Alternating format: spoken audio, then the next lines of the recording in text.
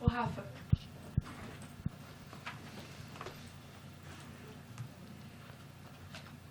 As novinhas não me querem. Boa tarde a todos. No nosso programa especial do Rádio Web Filosofia, nós vamos falar essa tarde sobre a ideia platônica de mímese, presente no livro, né? A República, no diálogo, melhor dizendo, a República. E eu tô aqui presente, eu sou a Rafaela Cardoso, eu tô aqui presente com os alunos do 6º período de filosofia, do noturno e também um pessoal da turma da manhã. Então, aqui se apresentando bem rapidamente para a gente dar início às discussões, eu tenho o Caio Souza do Nascimento. Boa tarde. Tenho... Quem mais que tá aqui? Deixa eu ver. Com o microfone perto, né mesmo? Hugo Renan Pissato. Pode passar. Boa tarde, rapaziada. Nathalie Sampaio. Alô, alô. Daqui do pessoal da turma da noite. Olá. A gente tem... desculpe. A gente tem a Ana Carolina Borges aqui, da turma da manhã também. Boa tarde. E agora do pessoal da turma da... que é manhã-noite. Nós temos aqui, que está em ambos os períodos, olha só. Adiantando matérias dos seus períodos. Nosso querido calouro, Thiago. Pede pra ele explicar a filosofia. Em seguida. Muito obrigado. Explica pra nós. E por último, que já foi da manhã, mas agora é do período da noite, o nosso querido Bruno... Sabe o nome, né? Depois é querido. Bruno Henrique, cara. Bruno Henrique Lopes de Souza. Desculpe, gente. Olá, isso mesmo. Então, alguém aqui quer dar um panorama geral do livro da República? Olha, Então, eu acho que por uma livre espontaneidade, assim, eu acho que tem mais. Quem tem mais bagagem pra falar, assim, ó, eu acho que é o nosso amigo Thiago, né? Porque ele já tem toda uma história aí no meio intelectual, no meio filosófico. É um cara que veio do direito, já é um cara que tem um mestrado em filosofia, um cara que estuda Deleuze, né? E agora ele vai falar um pouco aí de Platão, dar um pouco da base aí pra gente discutir nessa nossa rádio. Obrigado, Hugo, pela apresentação, era dispensável. Eu acho que acho que mais importante que apresentar a obra do Platão, né, que não é tão essencial, a gente deveria situar melhor a discussão que vai acontecer em função dessa discussão, que é por causa do TDE de filosofia que o professor Eduardo Ribeiro da Fonseca passou pra gente no curso de estética, né, do 6º período, que é os limites da interpretação da arte a partir da noção de mimes no Platão, né? Então eu passo a palavra a vocês para começar essa discussão. Então, eu só vou... Lendo a fala do Thiago, aqui, essa discussão entre Thiago e Hugo, muito pertinente. Mas eu vou dar uma... Assim, não geral, mas um panorama bem básico sobre esse diálogo do Platão. Nós temos esse diálogo, principalmente a partir do capítulo do livro 10, a conversa entre Sócrates e Glauco acerca da mímese. Mas antes disso, o livro no geral, ele fala sobre as questões como a justiça, a questão um pouco da liberdade também. Tem ali da questão da poesia, do panorama geral, né, da filosofia do Platão. A gente vê a questão do mundo das ideias. Como forma de O Hugo vai falar aqui. Né? Eu acho que no 2º e no 3º capítulo da República a gente tem meio que uma crítica ao uso do mito como forma de ensinar as pessoas da época, né? E eu acho que a crítica de Platão ao artista vai nesse viés, né? De criticar que o artista é falso também, ele fala em verdades e ele usa disso não para corromper a juventude, mas para iludir, não para iludir também, né? Ele usa disso para educar, certo? Ele usa disso para educar aquela geração daquela época. Então eu acho que o primeiro e o segundo e o terceiro capítulo eles estão nesse viés mais pedagógico, né? O 10º, né? O 10º capítulo, que ele vai falar mais da questão da arte, ele já vai mais pro viés da crítica mesmo à arte. E é importante resgatar também que nesse diálogo, principalmente no segundo e no terceiro do terceiro livro, né, a discussão que está de fundo é a discussão de toda aquela composição que eles vão fazer da República, como seguindo aquela estruturação hierárquica entre os tipos de alma, a função que cada indivíduo vai compor na sociedade. Então, alguma parte da discussão sobre a mímese também vai cair por aí, né, na questão da imitação. Qual homem é capaz de imitar todas as funções ao mesmo tempo? Bom, a resposta está bem clara lá no livro terceiro. Nenhum deles, né? Não tem como um homem ser capaz de imitar com perfeição todos os conteúdos que devem ser expressados através da arte, no caso, porque eles estão falando da poesia, né? Então, a partir do momento em que eles delimitam qual que é o conteúdo que deve ser expressado através da poesia, eles têm que se preocupar com a forma. As duas formas mais bem trabalhadas pelo Platão na voz dessas personagens do diálogo é a da própria representação que a cópia, a imitação faz na poesia, e a simples explicação clara em que você deixa de lado esses elementos estilísticos da poesia e fala abertamente em nome próprio alguma verdade, alguma coisa nesse sentido, né? E existem várias ressalvas dizendo que, assim, bom, existem certos afetos que podem ser mobilizados através da poesia, que é melhor, no contexto dessa república, evitar, né? E acho que é bem pertinente comentar que no diálogo, no geral, assim, a gente tem pontos que acontecem com mais frequência dentro do texto e não. Essa crítica ao artista, né, da pessoa do artista, enquanto, bem isso que o Hugo falou, aquele que educa, de certa forma também iludindo aqueles jovens ali da República, tanto que depois, na sequência do capítulo 10, ele vai, de certa forma, dar aquilo que a gente conhece como expulsão dos artistas de dentro da República. Tanto que ele tem uma crítica bem pertinente a Homero também, falando que o Homero ele falava sobre várias coisas, escreveu várias coisas bonitas, mas ao mesmo tempo ele não exerceu o serviço público do que ele falava dentro do texto. Então isso é uma enganação para quem vive dentro da República. Então, tanto que eu acho um dos exemplos que ele vai dar, né, o Platão vai pegar é a Guerra de Troia, né, que ele fala como que os deuses podem guerrear entre si, porque os deuses eram sinais de perfeição, certo? Então, como que o perfeito vai guerrear com o outro perfeito? Então, aí a gente já vê uma certa inverdade do mito.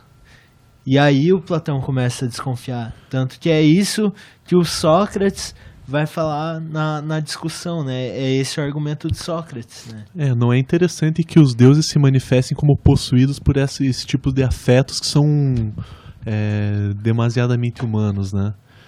Então, quando eu for trabalhar a forma de expressão da poesia, eu tenho que, nesse conteúdo, já ter expurgado todo esse tipo de afetos que pode... Porque, assim, a leitura desses mitos acaba formando uma espécie de caráter ou de hábito pela repetição e cria uma segunda natureza no homem.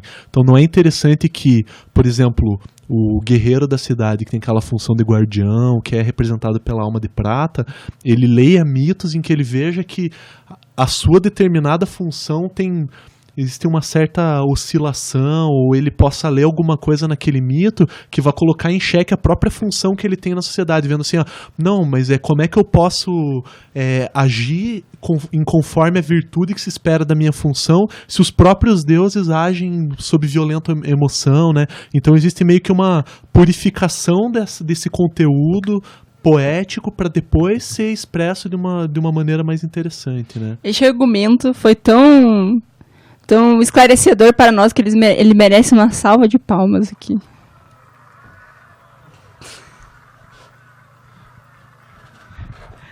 Dando continuidade, Ana, o que você pensa sobre isso? O que você acha pertinente considerar?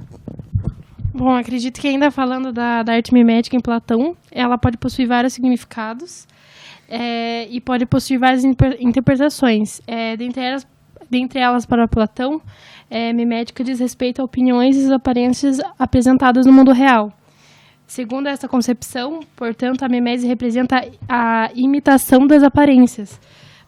Entre parênteses, pode ser colocado como a realidade. A doutrina platônica faz válida as lembranças de uma realidade meramente ilustrada. Assim dizer, ela pode ficar no plano das ideias. Gente, me ajuda. Ótimo, já tá uma contribuição ótima, Ana. Hugo não. Hugo já falou demais. Caio, Nathalie e Bruno, o que vocês querem considerar? É legal a gente pensar também como eu achei muito interessante a fala de todos aqui. Eu acho que isso já deixou bem claro qual é a função do livro do Platão, qual é a vontade dele sobre a expressão de mimesis.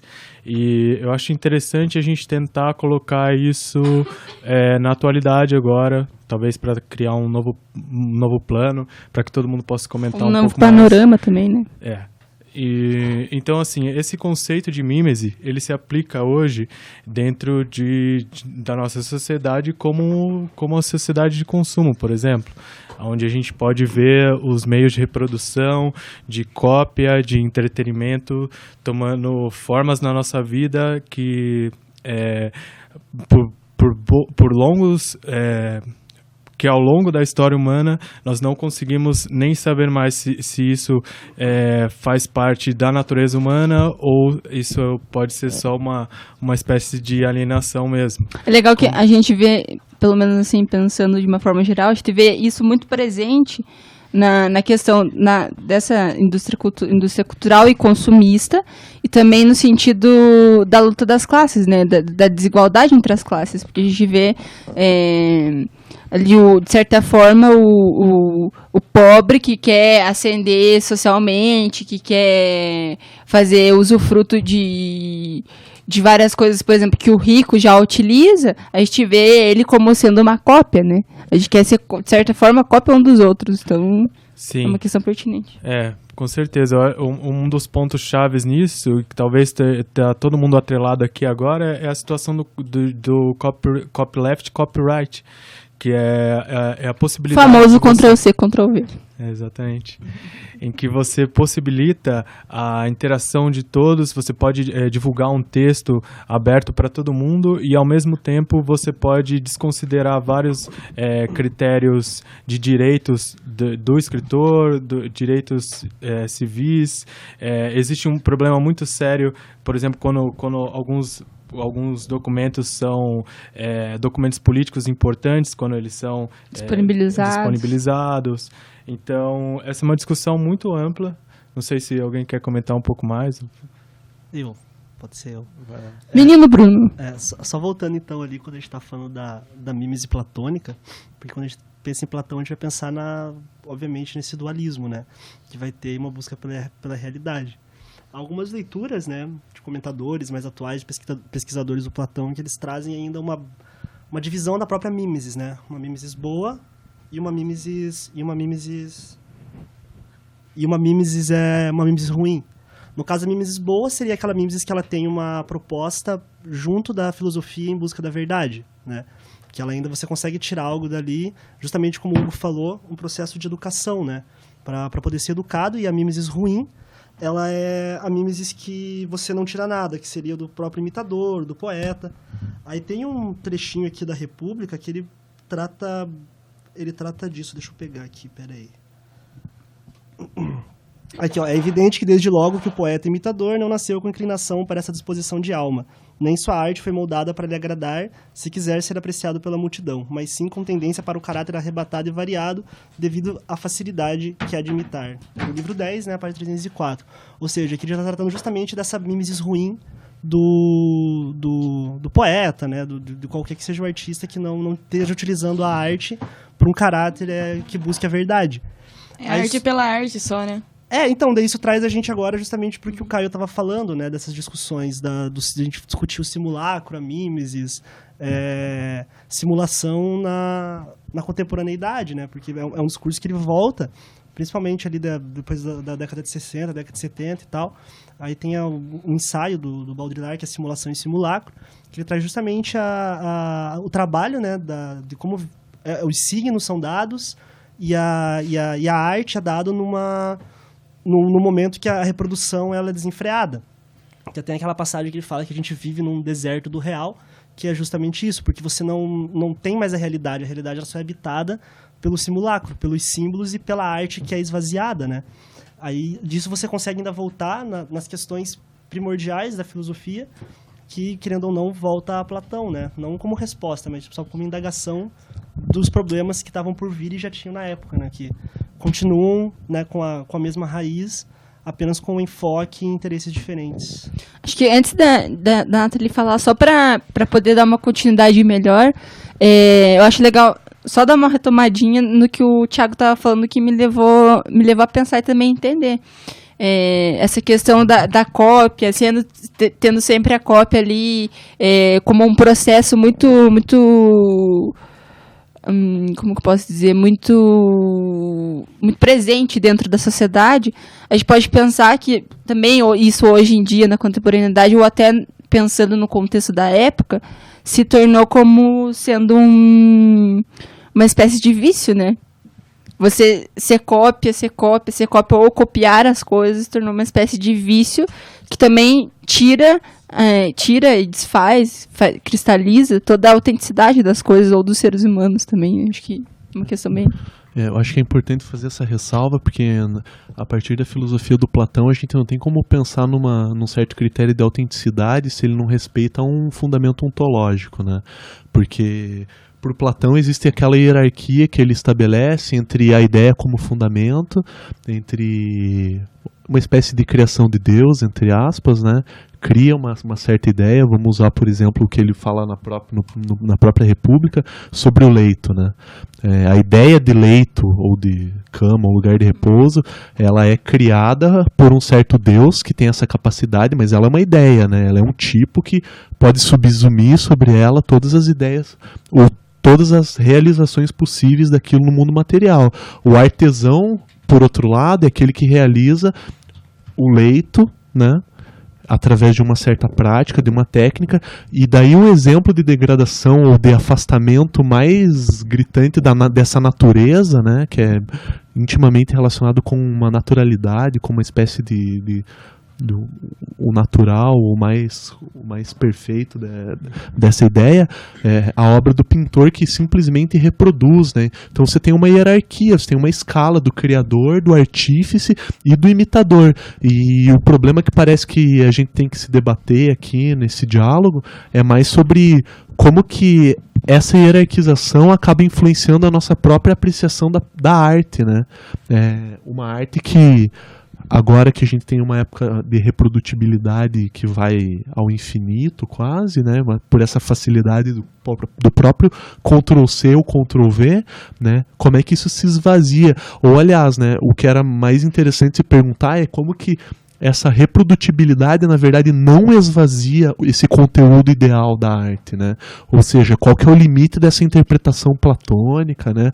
Pode dar até para remontar aquele conceito de aura do Walter Benjamin, né? Até que ponto uma obra de arte reproduzida que cria uma certa acessibilidade para as pessoas que não têm acesso a esse circuito restrito de uma arte mais, digamos assim, elevada, né? Não tem essa condição de ir ao museu, até que ponto essa reprodutibilidade, na verdade, não faz um resgate, né, dessa questão essencial da arte, né? É aquela questão, né? Porque que olhar a Mona Lisa pelo Google não é tão válido quanto olhar ela no Louvre, né? Não é tão prazeroso, não é tão real, parece, né? De acordo com o Walter Benjamin, é porque a Mona Lisa original ela tem a aura, né? Exatamente. Sim, a questão da aura. Dentro disso tudo que o Thiago falou aqui agora, é importante a gente pontuar que essa questão da cama como objeto, a gente tem o artesão, o pintor e tem mais um. É o criador, o artífice, criador, o e artífice o e o imitador. imitador, O exatamente. imitador é onde cairiam todos os tipos de arte, né? Sim. Porque a arte é uma espécie degradada de representação daquilo que é real. Exatamente. É o que mais se afasta do real e, inclusive, aquilo que se relaciona em nós mesmos, na nossa estrutura cognitiva mesmo, ou na nossa estrutura racional, com aquilo que é de mais baixo, né? Ele não para de insistir nesse Mais ponto. pobre, é verdade. É empobrecida, uma realidade empobrecida, porque, por exemplo, o poeta, para falar de uma realidade, ou, por exemplo, o Homero, para falar de aspectos da medicina, de aspectos do governo, de aspectos do militarismo, ele tem que simular que ele sabe alguma coisa sobre Por aquilo, isso quando a na crítica verdade dele. ele não Aham. sabe, Isso. né? Na verdade, ele não exerceu. Essa parte específica desses 3 personagens e da cama enquanto objeto é ali, digamos assim, o elemento central para a explicação de o que é uma mímese em si dentro desse livro do Platão. Então, para quem quiser dar uma olhada depois, para quem estiver nos ouvindo, tá... Exatamente, e entra em jogo nessa parte, inclusive, Nessa a imagem do espelho, né?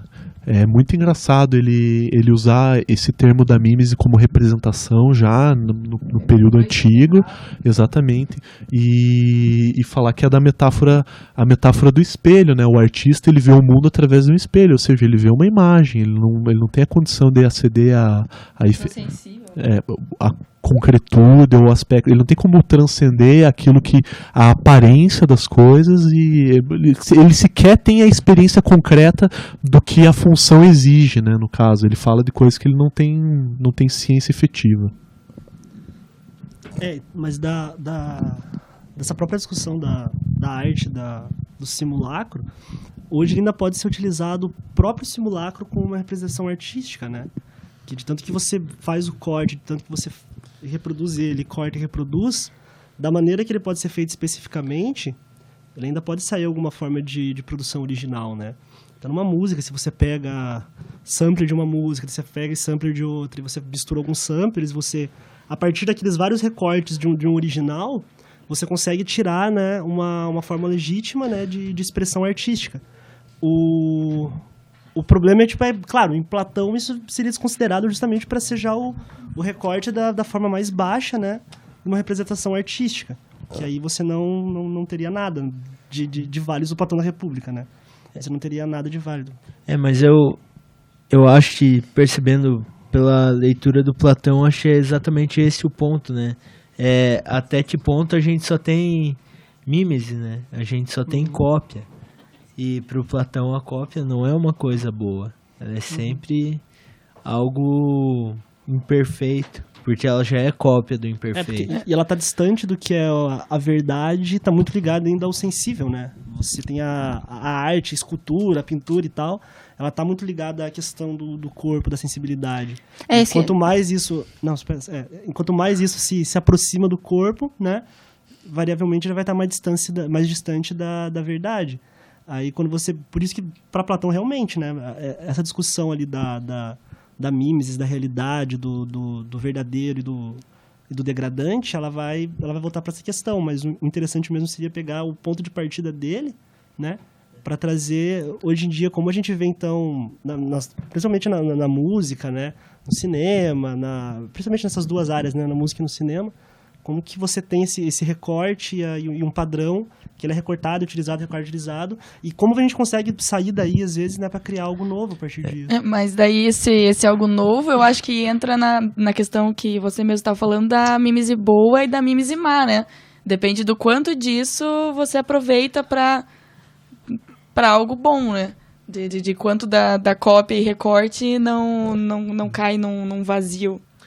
Eu acho um ponto bom acentuar é que o Platão ele faz essa crítica à arte, mas o artífice que ele usa para explicar a teoria dele de certa forma, é a arte, né? É a alegoria, é o mito. É uma é um mimese. poema, é uma mimese. É mimese boa. Então, aí que a gente tem que, pautar justamente essa diferença, né, entre aquilo que é falso, que ele critica, que é realmente falso, mas aquilo que é falso e é usado por uma finalidade boa, né? Que ele sempre tem essa coisa de buscar o outro mundo, né? O mundo das ideias e o mundo perfeito. Então acho que isso é bom pautar, assim. Sim, e é interessante a gente pensar que Platão ele se referia a esse conceito de mímese dentro de uma sociedade, dentro da polis grega, onde o ser humano se via a favor de uma sociedade, ou seja, tinha uma espécie de senso crítico para que você colocasse a sua voz, até mesmo para os artistas, independente deles acharem que a arte dele era boa ou ruim, ele tinha um senso de utilidade ali dentro, ou uma espécie de fazedura artística que estava voltada para a associação que ele tinha com a vida, com o sentido que ele tinha na vida. E isso, ao longo do tempo, foi se aprimorando de tal forma até a gente chegar após o período moderno, com a entrada da Primeira e da Segunda Guerra, a arte foi utilizada como mecanismos de governos totalitários, de utilizações de regime fascista. Eu acho que é legal a gente pensar, por exemplo, na indústria, como o Thiago estava comentando sobre Walter Benjamin, e isso tem tudo a ver com essa questão que o Platão vai colocar, porque até que ponto essa reprodutibilidade faz sentido para nós ou está sendo usada para uma espécie de alienação contínua, né? Porque se você pensar, por exemplo, no cinema hollywoodiano, que foi criado ou implantado a princípio por pessoas que apoiavam o regime fascista ou o regime nazista. Então, assim, se a gente encontrar um sentido para a arte que seja somente reprodutiva, em algum momento ela passa por uma transição de utilidade, porque ela não recebe esse caráter reflexivo, então ela simplesmente é uma reprodutibilidade daquilo que a gente já conhece como matéria, né, que já era discutido pelo Platão. Não sei se alguém quiser complementar. Lógico, né? E isso que você está falando é um ponto muito importante, até. Porque se a gente for pegar, na época do Platão, a arte era usada para ensinar. Então, a arte estava completamente inclusa no meio político da época. Eu acho que até a crítica de Platão vai bem nesse viés de tentar substituir o mito pela filosofia, né? A explicação falsa, né? A explicação que vai mais pelo inverdadeiro, pela verdade em si, né? Que é aquilo que ele busca. Não sei se alguém pode falar outra coisa também. Vamos. Só pontuar uma coisa na fala do Bruno, que eu tinha até me esquecido disso também. A gente pode ver que a mímese enquanto algo ruim. A gente tem a mímese boa e a mímese ruim. A gente vê que não é só a questão de ser uma cópia das coisas, ou um objeto que seja um quadro, que seja uma cópia de algo que está dentro da realidade. Mas também é um mecanismo que esconde a verdade, né? O próprio Platão coloca isso no texto. Não é só uma cópia das coisas e tal. É também uma forma de esconder a verdade. Então, é um problema, acho que um pouco maior, assim, né? Um problema que se expande um pouco mais. Nathalie. Isso vira um problema ainda maior se a gente pensar nisso de esconder a verdade na sociedade hoje, né? Que era o que o Caio estava falando, que você também estava falando. Tipo, até que ponto a arte, o consumo, instiga as pessoas e, tipo, faz elas caírem em algo que não é verdadeiro. Ou então só a cópia, sabe? Cada vez pessoas querendo ser iguais às outras e... Mas eu acho que esse é um ponto a se acentuar, assim, que a gente não tem que pensar a nossa sociedade hoje como a do Platão, né? Porque hoje, mesmo na filosofia, né? Mesmo se for fazer um paralelo, o Platão não pensava a mesma coisa que a gente. Platão não ouviu Kant, não ouviu Nietzsche e tal, né? Então isso é sempre bom pensar que para o Platão a verdade existia. A verdade em si...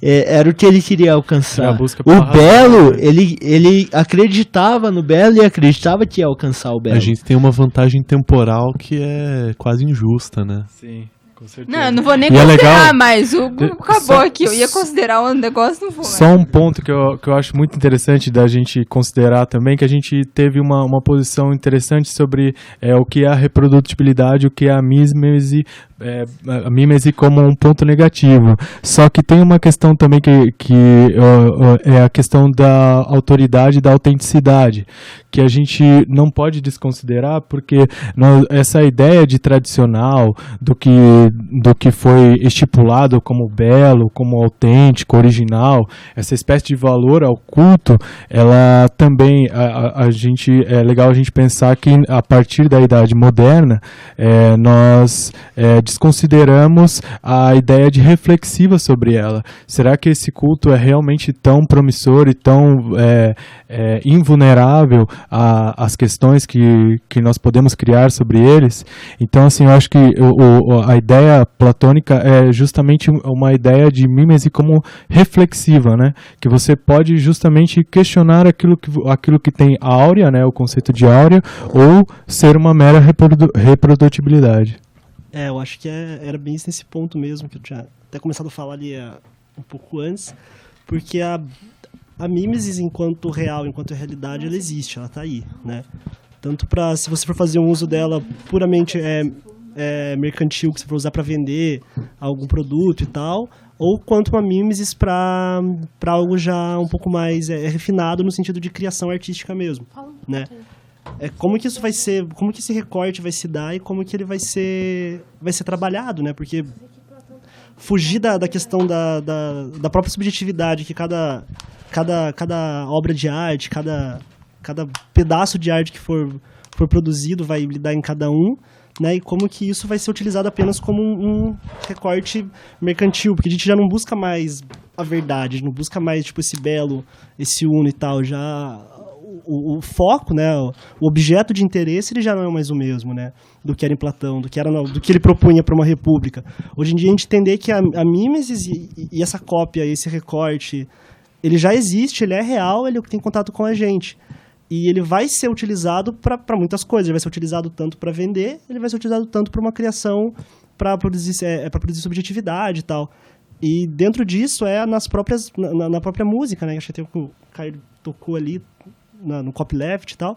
Porque mesmo que você tenha uma música autoral, você ainda pode distribuir ela sem um fim lucrativo, né? Você ainda tem plataformas para você distribuir ela sem esse fim. E mesmo que ela tenha sido criada com qualquer tipo de intuito ou até dentro do que o mercado consideraria vendível, né? Você ainda pode tirar ela disso. E também tem a parte inversa, né? Até a música que ela é completamente vendível, mas ainda ela é vista como algo negativo, algo ruim. Por exemplo, tipo o funk, né?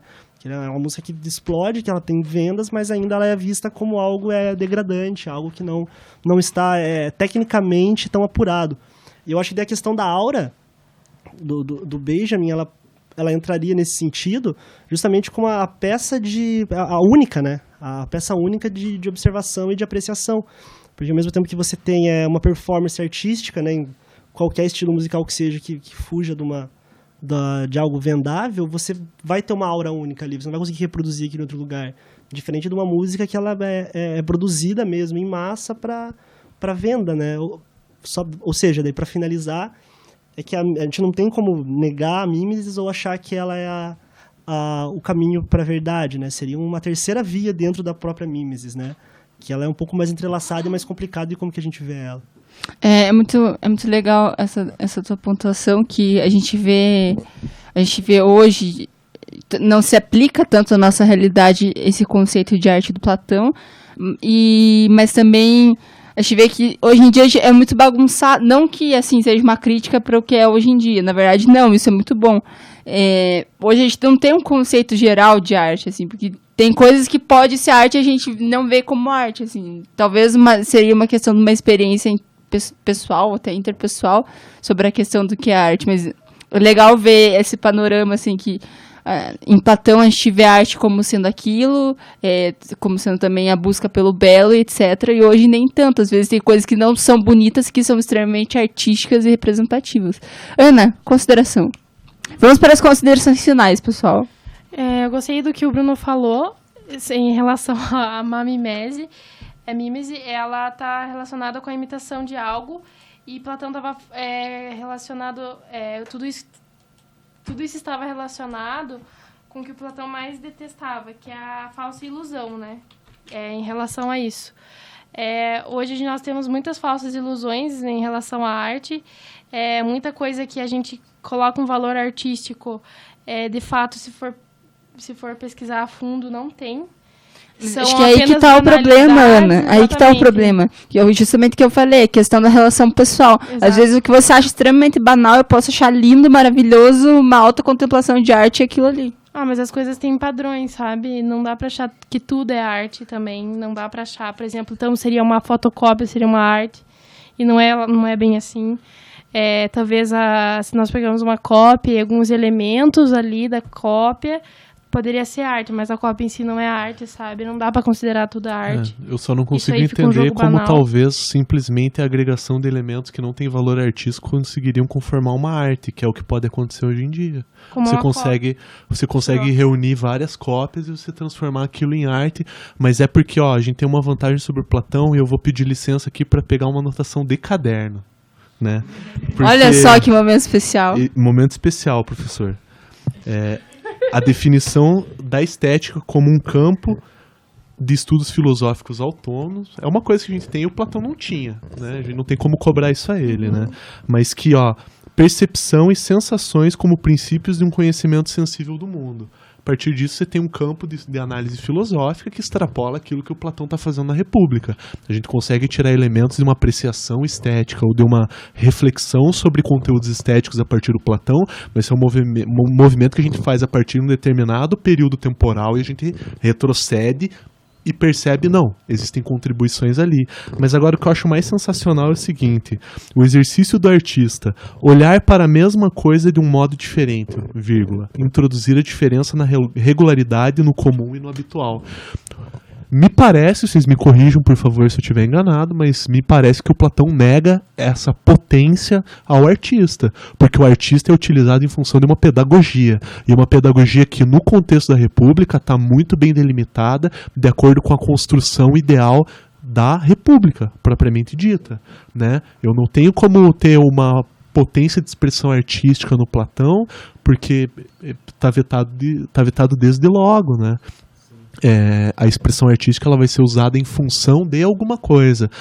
A única coisa que eu queria comentar para finalizar a minha participação, se possível, é que talvez contrapondo essa concepção da mímese no Platão, a gente podia opor o filme do Abbas Kiarostami, que se chama Cópia Infiel, né? É um filme de 2011, se eu não me engano, que rendeu a Juliette Binoche Palma de Ouro, alguma coisa em Cannes de melhor atriz. É um filme fabuloso.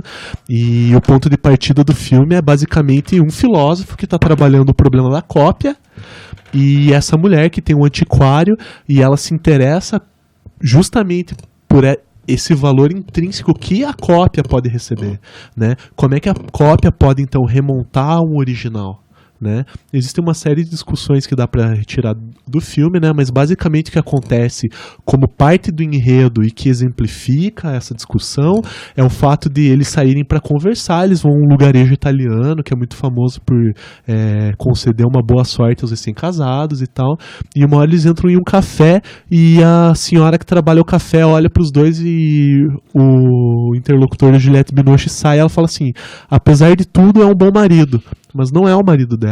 E a partir desse momento ela não só não desmente a mulher, como ela assume esse papel de esposa, começa a reclamar, o outro ator volta, eles começam a experienciar o resto do filme uma relação de um casal em crise. Então, uma cópia fiel em que sentido? Em sentido que o critério de verdade ou falsidade, que são critérios lógicos de avaliação de um conhecimento, são insuficientes para dar conta de um certo experimento, de uma certa experiência que atravessa a própria vida. Porque enquanto você está lá assistindo o filme, não só você é atravessado por certos afetos que te deixam em dúvida se aquilo é verdadeiro ou não, como pela própria representação, pela própria imitação dos papéis, você não sabe mais dizer se eles efetivamente são marido e mulher, se eles não são, se eles estão representando, se é em função da temática do filme que aquilo é levado a um extremo, e o filme termina, desculpa pelo spoiler, mas é pra só finalizar o argumento, eles revisitam o lugar da lua de mel deles, e o filme termina ali. É uma crise de casamento tendo uma certa resolução. Então, até que ponto a falsidade e a verdade são capazes de dar um critério de avaliação efetivo para a arte, né? Esse seria o contraponto que eu acho que sim, mais contundente a noção de mimes e do Platão como espécie de efeito de uma degradação, né, através da arte. Então, o artista não só tem um ponto de vista e uma potência de se expressar, como ele faz inclusive o falso ou a cópia se expressar de modo tão verossímil ou mais do que a própria coisa real, né? Então fica aí a minha contribuição. Fica legal também, a gente pode, no momento posterior, sugerir pro pessoal da Rádio Web Filosofia, Thiago fica convidado a voltar, o pessoal também, pra gente discutir justamente isso. A gente pode ver o filme e contar mais detalhadamente na rádio, acho que fica bem legal. E o filme, e não só esse filme, como toda a produção francesa? Não. A produção não, o Abbas Kiarostami, ele é um cineasta iraniano. E a produção dele passa muito por esses temas, assim, então é algo bem interessante de ser retomado, assim, porque coloca em crise mesmo, né? Inclusive, até me lembra, assim, algumas críticas que o Deleuze faz no sentido de... É um livro que ele escreveu sobre o Nietzsche e ele retoma os valores de verdade e falsidade como insuficientes na contemporaneidade, e você dá conta de problemas filosóficos, né? E ele coloca que a tarefa da verdadeira crítica não é discernir o que é o falso e o que é o verdadeiro, mas discernir entre o que é a besteira e o que não é, né? A besteira no sentido de que eu posso falar alguma coisa com absoluta verdade e aquilo não passar de uma besteira, né? O fato de eu ver alguém chamar pelo nome errado é uma besteira. O fato de eu somar 2 mais 2 e dizer que é 4, isso não tem nada a ver com o verdadeiro ou falso, tem a ver com uma besteira, né? Só que existem coisas muito mais radicais a serem avaliadas do que simplesmente isso, né? Então fica a sugestão, é interessante. Hugo? Consideração final? Eu acho que tudo que foi tratado aqui é muito importante nas obras de Platão e na matéria de estética. Eu achei muito... esse ponto que o Thiago apresentou contribui muito para a nossa avaliação da estética em Platão, né, trazendo esse contraponto de como uma cópia é cópia mesmo, é falsidade, certo? Na medida em que o casal que o Thiago fala não era um casal, né? Eles não